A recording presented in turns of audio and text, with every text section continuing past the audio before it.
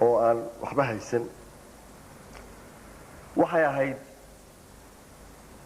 diilada hooyadeeda saboolka ah yacni way koraysay waxay ku taamaysay hooyadeed ku taamaysay iyadaa ku nasin doonta markay meel rool barto iyadaa ku nasin doonta markay xoogaa leegaatay ee ay bislaatay ayaa waraabayaashii suuqa farafardaynayay heleen inan fudud umay dhalan iyadu oo ragga isu dhiibta umay dhalan inan dhowrsoon bay ahayd kun bay diiday guur la soo hadal qaaday mid xolood iskale wax la soo hadal qaaday dhammaan way diiday kun ha diiday kow baa helaysa marka dambe qofka kun diida kow unbaa marka dambe hesha mid unbaa helaya mid ay istiri balaa karaakii calafka kuugu jiraya oo aada isugu macaaneeyey oo xagga ka dhigay sheeko oo xagga sheeko ka dhigay ayay saleen wuxuu ugu ballan qaaday markaa inay isguursadaan buu ugu ballan qaaday waynu ku guursanayaa buu ku yidhi sidii bay ku heshiiyeen isaguna markaa muraad kalu lahaasho sheekada guurga muu jeedine muraad kaluu ka lahaayo inantii oo aamintay markii aysa siisay ee ay aamintay ee ay iskala daadisay ayuu qariyey inantii uur bay yeelatay markay uurkii yeelatay way u timi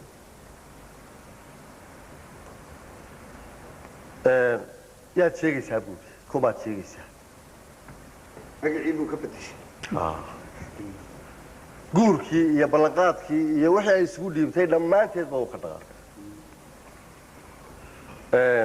inantaasu dabeed maansada la yaree gaaban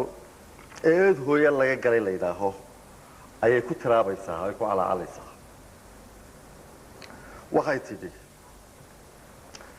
obocdayda wadhanay adhaxdayda liicdaay arrinkayga laalmow taladaadi duufay axdigaan rumaystiya ma araday jacaylkii ma engegay darkiisii ma afbeelay xiisii ma ajowday laagtan ma ajowday laagtii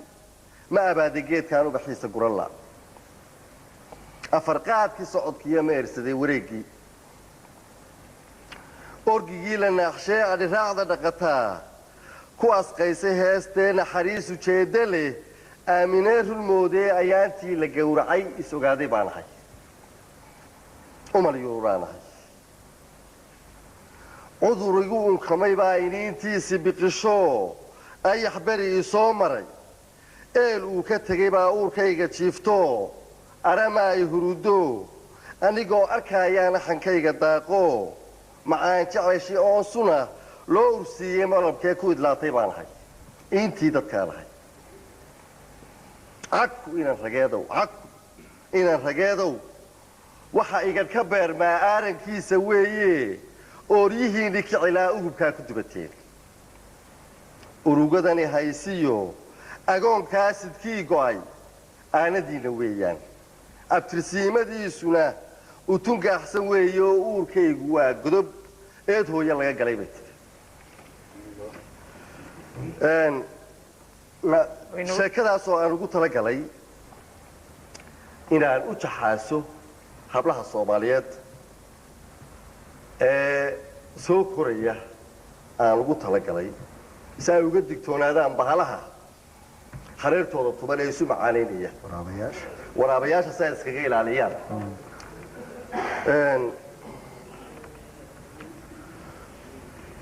sheekadaasu gabadhaasu markay calaqalkaa tirisay